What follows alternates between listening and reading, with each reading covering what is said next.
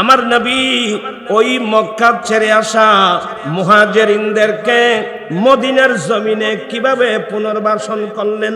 আমার নবী একদিন মক্কা ছেড়ে আসা মুহাজিরিনদেরকে এ পাশে বসালেন। মদিনাবাসী যারা তাদেরকে আশ্রয় দিয়েছেন, এদের উপাধি হলো আনসার। আনসার মানে বড় সাহায্যকারী, বড় সাহায্যকারীর দল। আমার রাসূল কেন মদিনাকে গ্রহণ করবে না? এই মদিনাবাসী এদের উপাধি আনসার। বুখারী শরীফে বাব বাঁধছেন হুব্বুল আনসারে মিনাল ঈমান। মদিনার আনসারীদেরকে ভালোবাসা এটা ঈমানের অঙ্গ। কেন ভালোবাসবেন না? দেখেন আমার নবী বলেন, এ মদিনার অমুক আনসারী, লাব্বাইক রাসূলুল্লাহ, আজ থেকে আমি মক্কা ছেড়ে আসা এই মুহাজিরকে তোমার ভাই বানিয়ে দিলাম। ইয়া রাসূলুল্লাহ, আমি ভাই হিসেবে গ্রহণ করলাম। তার মানে আজ থেকে তার থাকা খাওয়া সবগুলো মদিনার আনসারীর মাথার উপর উঠাই দিয়েছেন। মদিনাবাসী নবীর অন্তর জয় করে ফেলছেন, আল্লাহর কুদরতের অন্তর জয় করে ফেলছেন। যাও ওইদিকে বসো, দুজনের কথা বলবো। আখা রাসূলুল্লাহ সাল্লাল্লাহু আলাইহি ওয়াসাল্লাম বাইনা সাদ ইবনে রবি ওয়া বাইনা আব্দুর রহমান ইবনে আওফ। মদিনার আনসারীদের সরদার সাদ ইবনে রবিকে ডাকলেন, এ সাদ এদিকে আসো। আসলেন, এ সাদ ইবনে রবি, আমি নবী আজ থেকে মক্কা ছেড়ে আসা এ মুহাজিরিনদের মধ্যে হযরতে আব্দুর রহমান ইবনে আওফ, হযরতে আব্দুর রহমান ইবনে আওফকে এ সাদ ইবনে রবি তোমার ভাই বানিয়ে দিলাম। হযরতে সাদ ইবনে রবি বলেন, ইয়া রাসূলুল্লাহ, আমি তাকে ভাই হিসেবে গ্রহণ করলাম। এগুলো কি মারফেটের ভাই?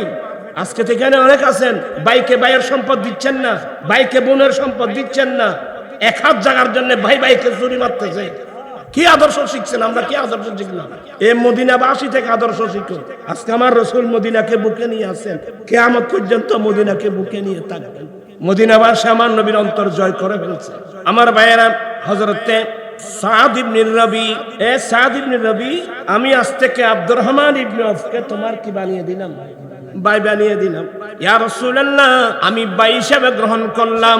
যাও দিকে যাও। তো দুই ভাইয়ের গল্প শুনেন পিছনে বসে বসে। হযরতে সাদ ইবনে রবি বলেন, ভাইয়া আব্দুর রহমান ইবনে আওফ, দয়াল নবী তোমাকে আমার ভাই বানিয়ে দিয়েছেন, আলহামদুলিল্লাহ। ভাইয়া ইন্নী, সবাই মনোযোগ, ইন্নী আকসারুল আনসারি মালান, আমি হলাম মদিনার আনসারীদের মধ্যে সবচেয়ে বড় সম্পদশালী। আমি বড় পয়সাওয়ালা মানুষ, আমি বড় সম্পদশালী মানুষ। আল্লাহর খলিল ইব্রাহিম আলাইহিস সালাম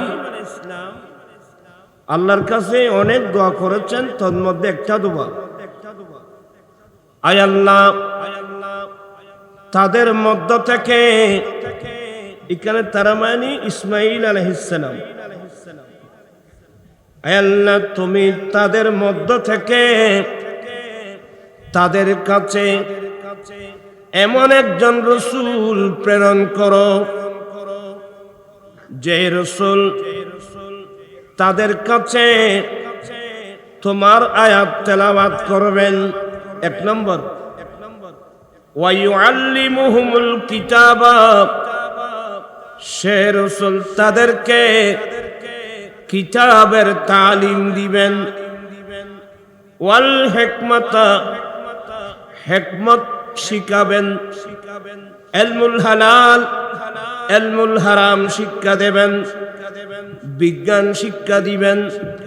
ওয়া ইউযাক্কিহিম, সে রাসূল তাদের অন্তর পরিষ্কার করে দেবেন। সুবহানাল্লাহ।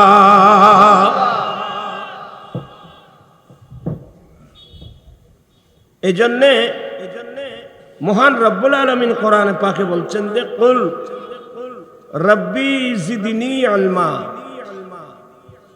হে মাহবুব, আপনি ফরিয়াদ করুন, মওলা তুমি আমার ইলম বাড়িয়ে দাও, আল্লাহ তুমি আমার জ্ঞান বাড়িয়ে দাও। ইলম বলতে শরীয়তের ইলম, তরিকতের ইলম, হাকিকতের ইলম, মারফতের ইলম। আমরা যারা মুমিন মুসলমান আছি, আমাদের জন্য সবচেয়ে বড় সম্পদ ইলমে দ্বীন। আলহামদুলিল্লাহ বলো। তোমরা ছেলেরা দুজানো হয়ে বসো, ওই নামাজের মতো দুজানো হয়ে বসো। এটা ইলমের মজলিস। তো যাই হোক, আমরা যারা মুমিন মুসলমান আছি, আমাদের জন্য সবচেয়ে বড় সম্পদ কি বললাম? ইলমে দ্বীন। ইলমে দ্বীন বলতে শরীয়তের ইলম, তরিকতের ইলম, হাকিকতের ইলম, মারফতের ইলম। ইলম হলো আমাদের জন্য অনেক বড় নিয়ামত। ইলম যত আপনি খরচ করবেন, তত আপনার জ্ঞান বাড়বে। টাকা পয়সা আপনি খরচ করলে কমে যাবে, কিন্তু আপনি যত ইলমে দ্বীন, শরীয়তের ইলম, তরিকতের ইলম, আপনি যত মানুষকে আপনি শিখাবেন, যত মানুষকে পড়াবেন, তত আপনার জ্ঞান বাড়তে থাকবে। আমার রাসূল নিজের পরিচয় দিতে গিয়ে বলছেন, হে আমার উম্মত, আমি কোন রাসূল জানো? আনা দাওয়াতু ইব্রাহিম আলাইহিস সালাম। আল্লাহর খলিল ইব্রাহিম আলাইহিস সালাম যে রাসূলের জন্য দোয়া করেছিলেন, আমি হলাম সে রাসূল। আল্লাহর খলিল যে রাসূলের জন্য দোয়া করেছিলেন, আমি নবী হলাম সে রাসূল। ঈসা ইবনে মারিয়াম উনি সুসংবাদ দিয়েছিলেন, ইয়াতি মিন বাদি ইসমুহু আহমদ, আমার পরে একজন রাসূল আসবেন যার নাম আহমদ হবেন। আমি হলাম সে রাসূল। আল্লাহু আকবার। সেই রাসূল সম্পর্কে আমার আল্লাহ ডাইরেক্ট বলছেন, আর রহমান আল্লামাল কোরআন। রহমান কোরআন শিক্ষা দিয়েছেন। কাকে? মাদ্রাসার ছাত্র কায়দা মনে রাখবা, আল্লামা এটা মুতাআদ্দি বদু মফুল, এটা মফুল দুটা লাগবে। এখানে মফুল আছে একটা, আর রহমান আল্লামাল কোরআন। রহমান কোরআন শিক্ষা দিয়েছেন। কাকে দিয়েছেন? এটার নাম এখানে উল্লেখ নাই। না থাকলেও সারা বিশ্বের মুসলমান বুঝবে রহমান কোরআন। আর কাকে শিখাবেন? মাহবুব নবীকে শিক্ষা দিয়েছেন। চিৎকার দিয়ে বলুন না সুবহানাল্লাহ।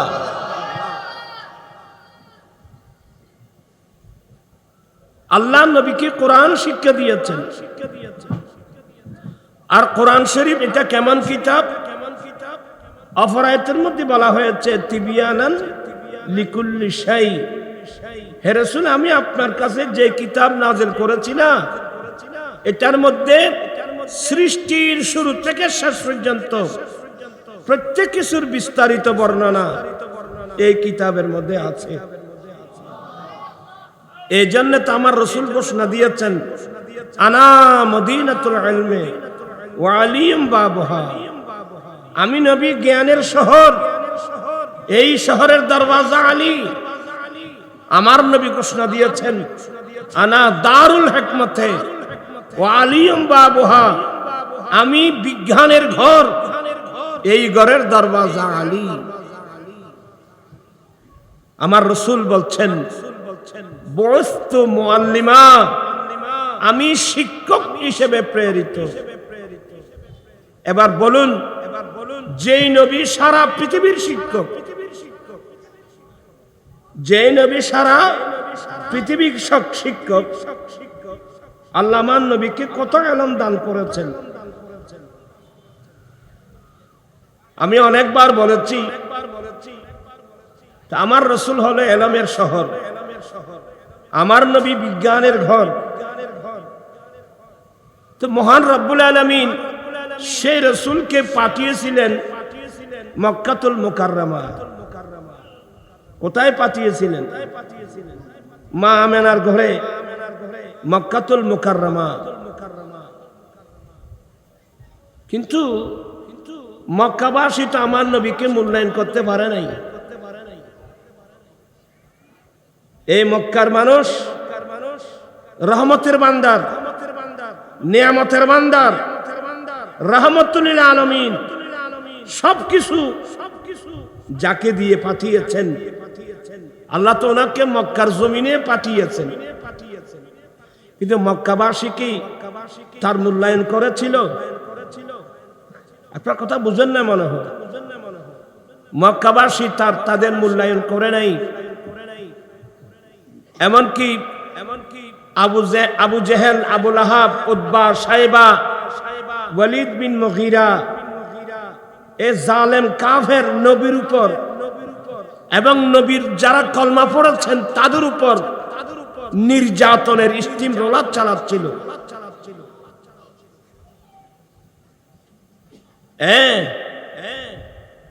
এই মক্কাবাসী আমার নবীর দোষটা কি ছিল? এরা মূর্তি পূজার মধ্যে লিপ্ত ছিল। আমার রাসূল বলছেন মূর্তিগুলো আমাদের স্রষ্টা হতে পারে না। লা ইলাহা ইল্লাল্লাহ, আল্লাহ ছাড়া কোনো ইলাহা নাই, আল্লাহ ছাড়া কোনো মাবুদ নাই। আমি আল্লাহর পক্ষ থেকে প্রেরিত। শুরু হয়ে গেল নবীর উপর নির্যাতন। এই নবীর কলমা যারা পড়েছে তাদের উপর নির্যাতন। সেই নির্যাতনের চিত্র যদি আমি তুলে ধরি, এখানে কান্নার সুর বয়ে যাবে। মহান রব্বুল আলামিন আমার নবীকে নির্দেশ দিলেন, নবী গো একটা কাজ করেন, এই জালেমরা নবীর উপর, আপনার উপর, আপনার অনুসারীদের উপর যে নির্যাতন চালাচ্ছে না, আপনি এদেরকে বলেন জিদ্দা বন্দর হয়ে হাবশ শহরে হিজরত করার জন্য। হযরত ওসমান রাদিয়াল্লাহু তাআলা আনহুর নেতৃত্বে একদল মুহাজিরিন মক্কায়ে মুআজ্জামা থেকে ঘর বাড়ি ব্যবসা বাণিজ্য সব ফেলে ওরা চলে গিয়েছিলেন কোথায়? হাবশ শহরে। আমার রাসূল তো জানতেন যে হাবশের বাদশা নাজ্জাশী মুসলমানদেরকে কি দিবেন? আশ্রয় দেবেন। অনেক লম্বা আলোচনা, আমি ওইদিকে যাচ্ছি না। আর প্রথমবার মক্কা থেকে হাবশায়, দ্বিতীয়বারও মক্কা থেকে হাবশায়, কিন্তু তৃতীয়বার যখন থেকে হিজরত সন হিসাব করা হয়, আল্লাহর নির্দেশে প্রিয় রাসূল সাল্লাল্লাহু আলাইহি ওয়াসাল্লাম নির্দেশ দিয়ে দিয়েছেন, এ আমার সাহাবায়ে কেরাম, আমি রাসূল এই মক্কা ছেড়ে আমি চলে যাচ্ছি।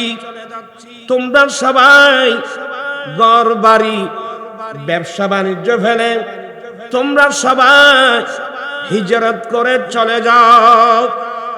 কোথায়? কোথায় যাবে? একটি জায়গা, তখন যে জায়গার নাম ছিল ইয়াসরিব। কি নাম ছিল? ইয়াসরিব। আমার রাসূলের দোয়া সেই জায়গাটা হয়ে গেল মদিনাতুল মুনাওয়ারা। আমার অনেক বুখারী শরীফ অনেক লম্বা হাদিস, আমি ওই সব হাদিসে যাব না। আমার নবী হিজরত করে চলে গেলেন। হিজরতের অনেক করুণ কাহিনী। আমার মেন যেটা বিষয়, আমার দয়াল নবী সিদ্দিক আকবর বলেন, হুজুর আমিও চলে যাব। আপনি চলে যাবেন, আমি আবু বকর সিদ্দিক আপনি ছাড়া এখানে থাকবো কিভাবে? হ্যাঁ, তুমি আমার সফর সঙ্গী হবে। আলী তুমি আমার বিছানায় বসে যাও। এ তোমরা এখান থেকে সরে যাও তো।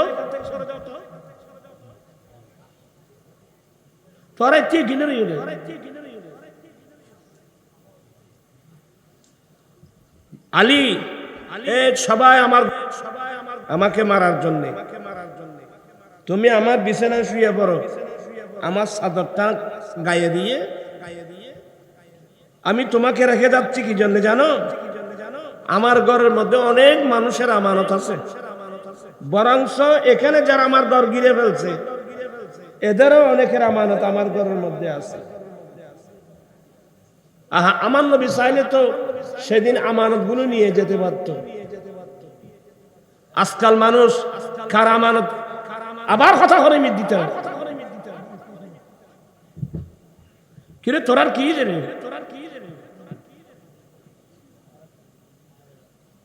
তোরা দিস্টেম না করছো বা দিস্টেম আর কথা করছো, কথা লাইন কথা কইতো না, তোরা কথা বলি তার কথা বলি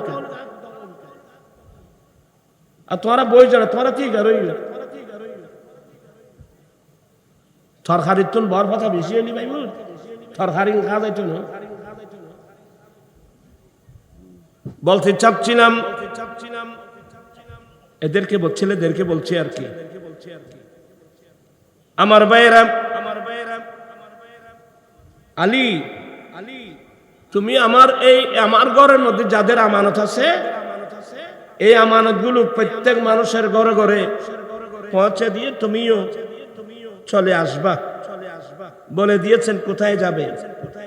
মেশকাত পড়লে দেখবেন আমার আল্লাহ আমার নবীকে এখতিয়ার দিয়েছেন, আমার নবী হিজরত করে কোথায় যাবেন। একটা নাম কিডনি সিরিন, একটা নাম বাহরাইন, আরেকটার নাম ইয়াসরিব, যেটার নাম মদিনাতুল মুনাওয়ারা। আমার রাসূল মদিনা শরীফকে এখতিয়ার করলেন। আল্লাহর নবী নিজেও চলে গেলেন মক্কায় মুআজ্জামায় যারা আমার নবীর কলমা পড়েছেন সবাই ঘর বাড়ি ছেড়ে আল্লাহ এবং আল্লাহ রাসূলকে সন্তুষ্ট করার জন্যে সবাই চলে গেলেন মদিনাতুল মুনাওয়ারা। তো যিনি ইলমের শহর, যিনি জ্ঞানের শহর, যিনি বিজ্ঞানের ঘর, উনি যখন মদিনায় চলে গেলেন এই সুবাদে মদিনাতুর রাসূল হয়ে গেল পৃথিবীর শ্রেষ্ঠ পাঠশালা, পৃথিবীর ইতিহাসের সর্বশ্রেষ্ঠ বিদ্যানিকেতন কি হয়ে গেল? মদিনাতুল মুনাওয়ারা। কারণ রাসূল তো এখন কোথায়? মদিনায়। আর মদিনাবাসী আমার নবীকে কিভাবে গ্রহণ করেছেন জানেন? আমার নবী কেন মদিনাকে গ্রহণ করলেন? আমার ভাইয়েরা, এখানে অনেক আলোচনা। একটা চ্যাপ্টার হলো বাবু ইখাইন নবী সাল্লাল্লাহু আলাইহি ওয়াসাল্লাম বাইনাল আনসার ওয়াল মুহাজিরিন। মদিনাবাসী তো নবীকে পাগল পারা, এমন পাগল, এমন দিওয়ানা। নবী যেখানে পাঠিয়েছিলেন এরা কিন্তু নবীকে চিনে নাই, নবীর সাথে বেয়াদবি করেছে, নবীর উপর নির্যাতন চালিয়েছে। আর মদিনাবাসী নবীকে সাদরে গ্রহণ করেছেন। আর এখানে একটা ইতিহাস জেনে রাখবেন, আমার নবীর জন্যে আমার নবীর উপর যখন নির্যাতন স্টিম রোলার চালাচ্ছিল, আমার নবীর আপন চাচা আবু তালেব, আমার নবীর দাদা আমার নবীকে যার হাতে তুলে দিয়ে গিয়েছিল, বাবা আমি তো যাচ্ছি, মারা যাচ্ছি, আমার নাতিকে দুঃখে সুখে তুমি আমার নাতিকে দেখতে হবে। বলে বাবা আপনি চিন্তা করবেন না, আমি ওয়াদা দিচ্ছি। যেমন ওয়াদা দিয়েছেন তেমনি কি করেছেন? আমার নবীকে হেফাজত করার চেষ্টা করেছেন। অনেক গালমন্ত্র শুনেছেন আবু তালেব। এক পর্যায়ে আমার নবীর জানের নিরাপত্তার জন্য ওনাকে গোটা ফ্যামিলি চলে গেল আবু তালেবের ঘাঁটিতে। এটা মক্কায়ে মুআজ্জামার একটা ঘাঁটি, সংরক্ষিত এলাকা, যেখানে বাইরে থেকে কোনো শত্রু যেখানে ঢুকতে পারে না। শেয়াবে আবি তালেব বলে। তো শেয়াবে আবি তালেবে যখন আমার নবীকে নিয়ে গেল, এই জালেম আবু জেহেল সবাইকে নিয়ে মিটিং করে খাদ্য অবরোধ করলো। এ সাবধান, মক্কার কোন রাস্তা দিয়ে, কোন গলি দিয়ে বাইরে থেকে কোন খাদ্য রসদ আবু তালেবের গাঁটিতে যেন যেতে না পারে। নাউজুবিল্লাহ বলছেন। মুসলমানের বিরুদ্ধে খাদ্য অবরোধ করা, এগুলা কাফেরদের পুরানো চরিত্র, পুরানো স্বভাব। কিন্তু ইসলামের ইতিহাসে কোন মুসলমান কোন বিধর্মীদের জন্য খাদ্য অবরোধ করছে, এই ইতিহাস কিন্তু কেউ দেখাতে পারবে না। আপনারা কি কথাগুলো বুঝতেছেন? আর কিভাবে দেখাবে? ইসলামের প্রথম যুদ্ধ বদরের যুদ্ধ, সেই বদরের যুদ্ধে 70 জন কাফের মরল, 70 জন কাফের বন্দী হলো। আর যারা যুদ্ধবন্দী, আজকাল বাংলাদেশ তথা গোটা পৃথিবীর ইতিহাস দেখেন না, যুদ্ধবন্দীদের সাথে মানুষ কি আচরণ করে। আমার নবী মুজাহিদিনদেরকে বললেন, আমার মুজাহিদিন, এই যে যুদ্ধবন্দী, এদের বিচার এখনো হয় নাই। তোমার মাথা হাত 2 জন নিবে থাকবে, তোমার মাথা হাত 2 জন থাকবে, তোমার মাথা হাত 3 জন থাকবে। বিচার না হওয়ার আগ পর্যন্ত তোমরা নিজেরাই যা খাবে তাদেরকে তা খাওয়াবে। আল্লাহু আকবার। তোমরা নিজেরাই যা পড়বে তাদেরকে তা পড়াবে। প্রাণ পিছাই ভাইরা, এই আদর্শ বর্তমান মুসলমানের কাছে আছে? এগুলো জানিও না মুসলমান। আমরা মুসলমান ঠিকই, পরিবেশ কিন্তু ভিন্ন। আজকাল দেখতেছেন না, একজন আসামিকে হাকিমের কাঠগড়ায় নিয়ে যাচ্ছে, বিচারক বিচার করবে। হাকিমের আদালতে নেওয়ার আগে আগে তাকে মারতে মারতে মারতে মারতে একেবারে পঙ্গু করে দিচ্ছে, কেউ ডিম মারতেছে। আপনারা যে আসামির গায়ে হাত তুললেন, আপনি কি বিচারক? এগুলো তোমাকে কে শিক্ষা দিয়েছে? আদর্শ শিখতে চাইলে আমার নবী থেকে শিখতে হবে।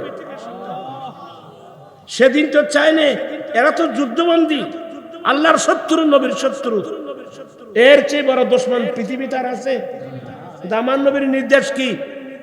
আমার মুজাহিদিন, তোমরা নিজেরাই যা খাবে তাদেরকে তা খাওয়াবে, তোমরা নিজেরাই যা পড়বে তাদেরকে তা পড়াবে। আল্লাহু আকবার। আজকে আদর্শগুলো, নবীর আদর্শগুলো গেল কোথায়? আমরা নবীর আদর্শ আমাদের কাছে নাই। আমরা কলমা পড়ছি নবীর আদর্শ বিধর্মীদের। আজকের মাহফিল থেকে এক যুগে তওবা করতে হবে। আল্লাহ মারাত্মক ভুল করেছি, কলমা পড়েছি নবীর, আদর্শ নিয়েছি আজেবাজে মানুষের, আদর্শ নিয়েছি ইহুদি নাসরাদের। আল্লাহ তোমার কাছে তওবা করছি, এখন থেকে মৃত্যুকাল পর্যন্ত তোমার নবীর আদর্শ ছাড়া অন্য কারো আদর্শ আমরা গ্রহণ করব না। পারবেন? 2 হাত উঠাই বলতে হবে, পারবেন তো? আল্লাহু আকবার।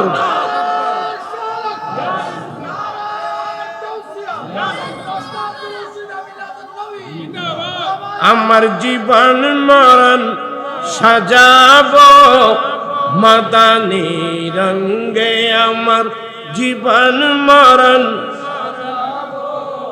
মাদানী। সেই রঙে রঙিন হলে আল্লাহ রাসূল থাকবি আমার সঙ্গে। আমার জীবন মরণ, আমার জীবন আমার মরণ আমি সাজাবো মাদানী রং দিয়ে।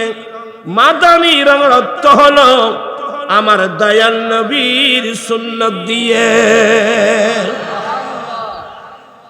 বলুন তো, আমরা যদি নবীর আদর্শ গ্রহণ করি, আমাদের লাভ হবে না লস হবে? লাভ না ক্ষতি? তো লাভে তো মানুষ লোহা বহন করে, শুধু মুখে বললে হবে না। আল্লাহ পাক সবাইকে মাহবুব নবীর সুন্নাত মোতাবেক আমরা যেন চলতে পারি, আল্লাহ সে তৌফিক দান করুন। আমি বেশি একটু লম্বা করে ফেললে কথাটা গোছানো কষ্ট হবে। আমি বুঝাতে চাচ্ছি, আমার রসুল যখন চাচা যখন শেয়াবে আবি তালেবের মধ্যে নিয়ে গেল নবুয়ত প্রকাশের 7ম বছরে, ওই এসরব থেকে, তখন কিন্তু এসরব নাম ছিল ইয়াসরিব, ওখান থেকে মানুষ আল্লাহর ঘরে তওয়াব করতে এসে অনেক কষ্ট করে তাদের কাছে আমার নবী দ্বীনের দাওয়াত দিলেন। নবুয়তের 7ম বছরে 7 জন মানুষ নবীর হাতে কলমা পড়ে মুসলমান হয়েছিলেন। তারপর বছরে 12 জন, তারপর বছরে 70-72 জন। তা আমার নবী হিজরতের আগে আগে এরা তো সবাই মদিনাবাসী, এরা সবাই মদিনাবাসী। এরা নবীর হাতে বায়াত গ্রহণ করার পরে, কলমার পরে দাওয়াত দিয়েছিলেন, নবী গো, আল্লাহ যদি কোনোদিন এ জালেমদের নির্যাতন থেকে নিশ্চয় আল্লাহ মুক্ত করবেন, যদি সুযোগ হয় হুজুর আপনি আমাদের ইসরাবে আসবেন, আমরা জান মাল কুরবান করে আপনাকে সাহায্য করব। সুবহানাল্লাহ। আমার নবীর নবুয়তের অন্তর অনেক বড় হয়ে গিয়েছিল। হ্যাঁ, ওরা যাই অনেক লম্বা আলোচনা। আমার নবী যখন সে মদিনাতুল মুনাওয়ারায় তাশরীফ নিয়ে গেলেন, মানুষ আনন্দে আত্মহারা, রাস্তার দুধারে মানুষ লাইন ধরছে, ইয়া রাসূলুল্লাহ আমাদের বাড়িতে আসেন না হুজুর। একজন বলে হুজুর আমার বাড়িতে আসেন, কেউ বলে আমার ঘরে আসেন। সবাই কিন্তু আনন্দে আত্মহারা। তালাআল বাদরু আলাইনা মিন সানিয়াতিল ওয়াদা ওয়াজাবা শুকরু আলাইনা মা দা লিল্লাহি দা। একেবারে জুলুস যে কাকে বলে, নবীকে পাই আনন্দ মিছিল। এখন আমাদের দেশের রবিউল আউয়াল শরীফে জশ্নের জুলুস হয় না? অনেক মোল্লা আছে এগুলোকে বেদাত বেদাত বলে, এরা বুঝে না। হ্যাঁ, এগুলো বেদাত। মন্দিরে যাওয়া বোধ সুন্নত পাইছে নাকি? নাউজুবিল্লাহ বলবেন। তোমরা তোমাদের আল্লাহ দোয়া করবো, আল্লাহ হেদায়েত নসিব করো। আমরা নবী পেয়ে আনন্দিত, আর নবী পাওয়ার আনন্দ এটা কিয়ামত পর্যন্ত চলতে থাকবে। তোমরা বেদাত বলতে থাকো, আমরা নবীকে পেয়ে আনন্দ প্রকাশ করতে থাকি। আমার আলা হযরত কি বলছেন জানেন? हसरत की डालेंगे हम पैदाइश मौला का दूम, हसरत की डालेंगे हम पैदाइश मौला का दूम, मिस्ल फारस नजीदों के, मिस्ल फारस नजीदों के खिल्ला गिराती जाएंगे। চিৎকার দিয়ে বলুন না সুবহানাল্লাহ। আমি একদিন নয়, দুদিন নয়, আমি কিয়ামত পর্যন্ত প্রিয় নবীর বিলাদতের আগমনের আনন্দ উৎসব করতে থাকব, আর ফারসের মতো মসজিদের কিল্লা ভাঙতে থাকব। মসজিদের কিল্লা ভেঙে গেছে, এখন সেই সৌদি আরব থেকেও এখন 3 দিন ব্যাপী মিলাদুন নবী হচ্ছে। আলহামদুলিল্লাহ বলবেন না? আল্লাহ সবাইকে হেদায়েত নসিব করুন। আমার নবীকে পেয়ে সবাই পাগল পারা। আমার নবী বলছেন রাখো। আমার নবী বলে বাবা আমার উটনি এটা আল্লাহর পক্ষ থেকে নির্দেশিত, আমার উটনি যেখানে থামবে আমার থাকার স্থান ওখানে হবে। এখানে একটা বিরাট রহস্য। ইয়েমেনের বাদশা তোবাহিমিয়ারি একবার প্রায় 700 জন আলেম উলামা সহ সফরে বের হয়েছিলেন। যখন ইসরাবে আসছেন, ওই আলেমরা বলে বাদশা সাহেব আমরা এখান থেকে যাব না। কেন? বলে এই জায়গাটা আখিরি জামানার নবীর হিজরতের জায়গা। সেই নবীকে পাওয়ার আশা আমরা এখানে আমরা থেকে যাব।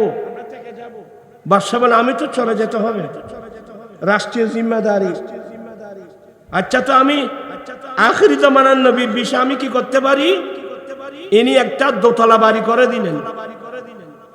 কি করে দিলেন? অনেকটা বাড়ি করে দিলেন। কথা বুঝছেন?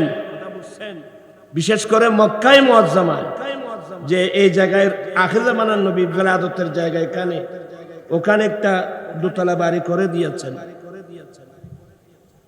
তো আসলে ইতিহাস অনেক লম্বা। তো উনি কাগজ লিখে দিয়েছেন, কাগজ আমার নবীর নামে, কাগজটা গড়ের কাগজটা লিখে দিলেন। আলেমদের মধ্যে যিনি সবচেয়ে বড়, ওনার হাতে ডকুমেন্টটা দিলেন, আপনি আমার ডকুমেন্টটা নেন, আপনি দুনিয়ায় থাকতে নবী আসলে তো ভালো, যদি আপনি না পারেন আপনি যাওয়ার আগে আপনার ছেলেকে দিবেন, উনি ওনার ছেলেকে দিবে, উনি ওনার ছেলেকে দিবে, লাস্ট পর্যায়ে যেন আমার ঘরের ডকুমেন্টটা আমার দয়াল নবীর হাতে যেন পৌঁছে যায়। বিরল ভালোবাসা। এই ভালোবাসা কোথায় পাবেন বাবা? ঠিকই ওই সময় চিঠিটা ছিল হযরত সাইয়েদনা আবু আইয়ুব আনসারী রাদিয়াল্লাহু তাআলা হাতে, তার দোতলা বাড়ি। উনি সাথে সাথে নেমে আসলেন, ইয়া রাসূলুল্লাহ, এটা তো আপনার বাড়ি। বলে আমার বাড়ি মানে? বলে এই যে ডকুমেন্ট হুজুর, ইয়েমেনের বাদশা তোবাহি মিয়ারি করে দিয়েছেন, এটা তো আপনার বাড়ি হুজুর। আমি এতদিন দারোয়ান হিসেবে পাহারা দিয়েছি, আমাদের পূর্বপুরুষরা এটা দারোয়ান হিসেবে পাহারা দিয়েছে, হুজুর এটা আপনার বাড়ি। আপনি উপরে থাকবেন, আমি নিচে থাকবো। আমার নবেন না, না তুমি কোথায় থাকো? তুমি উপরে থাকো, আমি নিচে থাকবো। প্রায় সময় আমার কাজের লোকজন আসবে। তো অনেক লম্বা হিসাব কিতাব। আমার ভাইয়েরা, ওই মদিনাবাসী নবীর জন্য পাগল পাড়া। এক পর্যায়ে এতগুলো মক্কা থেকে মানুষ হিজরত করে মদিনায় গেলেন। তো এতগুলো মানুষ হিজরত করে মদিনায় আসলে মদিনাবাসীর জন্য এটা একটা বোঝা না? তোরা কথা না বুঝো, আর কথা তারা ওয়াসি নবুঝো। তোর মক্কা থেকে এতগুলো মানুষ হিজরত করে মদিনা আসলো, তো মদিনাবাসীর জন্য এটা একটা বিরাট বোঝা না? তখন তো বর্তমান আধুনিক যুগ, এক রাষ্ট্রের মানুষ যদি অপর রাষ্ট্রে যায় তাহলে এই বোঝাটা জাতিসংঘ বহন করে, কিন্তু ওই যুগে তো জাতিসংঘ ছিল না। আমার নবী কোন সিস্টেমে মদিনার জমিনে তাদেরকে পুনর্বাসন করলেন? আমার নবী ওই মক্কা ছেড়ে আসা মুহাজিরিনদেরকে মদিনার জমিনে কিভাবে পুনর্বাসন করলেন?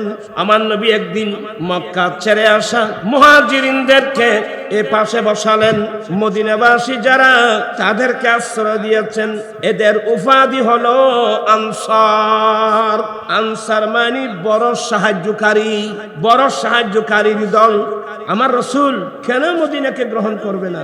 এই মদিনাবাসী এদের উপাধি আনসার। বুখারী শরীফে বাব বানছেন হুব্বুল আনসার মিনাল ঈমান। মদিনার আনসারীদেরকে ভালোবাসা এটা ঈমানের অঙ্গ। কেন ভালোবাসবেন না? দেখেন আমার নবী বলেন, এ মদিনার অমুক আনসারী, লাব্বাইক রাসূলুল্লাহ, আজ থেকে আমি মক্কা ছেড়ে আসা এই মুহাজিরকে তোমার ভাই বানিয়ে দিলাম। ইয়া রাসূলুল্লাহ, আমি ভাই হিসেবে গ্রহণ করলাম। তার মানে আজ থেকে তার থাকা খাওয়া সবগুলো মদিনার আনসারীর মাথার উপর উঠাই দিয়েছেন। মদিনাবাসী নবীর অন্তর জয় করে ফেলছেন, আল্লাহর কুদরতের অন্তর জয় করে ফেলছেন। যাও ওইদিকে বসো, দুজনের কথা বলবো।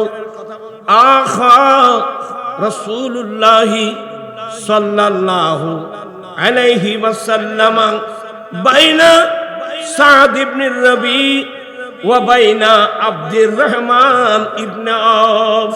মদিনার আনসারীদের সরদার সাদ ইবনে রবিকে ডাকলেন, এ সাদ এদিকে আসো। আসলেন, এ সাদ ইবনে রবি, আমি নবী আজ থেকে মক্কা ছেড়ে আসা এ মুহাজিরদের মধ্যে হযরতে আব্দুর রহমান ইবনে আওফ, হযরতে আব্দুর রহমান ইবনে আওফকে এ সাদ ইবনে রবি তোমার ভাই বানিয়ে দিলাম। হযরতে সাদ ইবনে রবি বলেন, ইয়া রাসূলুল্লাহ, আমি তাকে ভাই হিসেবে গ্রহণ করলাম। এগুলো কি মারফেটের ভাই? আজকে তো এখানে অনেক আছেন, ভাইকে ভাইয়ের সম্পদ দিচ্ছেন না, ভাইকে বোনের সম্পদ দিচ্ছেন না, এক হাত জাগার জন্য ভাই ভাইকে চুরি মারতেছে। কি আদর্শ শিখছেন? আমরা কি আদর্শ শিখলাম? এ মদিনাবাসী থেকে আদর্শ শিখো। আজকে আমার রাসূল মদিনাকে বুকে নিয়ে আসেন, কিয়ামত পর্যন্ত মদিনাকে বুকে নিয়ে থাকবেন। মদিনাবাসী আমার নবীর অন্তর জয় করে ফেলছে। আমার ভাইয়েরা, হযরতে সাদ ইবনে রবি, এ সাদ ইবনে রবি, আমি আজ থেকে আব্দুর রহমান ইবনে আওফকে তোমার কি বানিয়ে দিলাম? ভাই বানিয়ে দিলাম। ইয়া রাসূলুল্লাহ, আমি ভাই হিসেবে গ্রহণ করলাম। যাও দিকে যাও। তো দুই ভাইয়ের গল্প শুনেন পিছনে বসে বসে। হযরতে সাদ ইবনে রবি বলেন, ভাইয়া আব্দুর রহমান ইবনে আওফ, দয়াল নবী তোমাকে আমার ভাই বানিয়ে দিয়েছেন, আলহামদুলিল্লাহ। ভাইয়া ইন্নী, সবাই মনোযোগ, ইন্নী আকসারুল আনসারি মালান, আমি হলাম মদিনার আনসারীদের মধ্যে সবচেয়ে বড় সম্পদশালী। আমি বড় পয়সাওয়ালা মানুষ, আমি বড় সম্পদশালী মানুষ।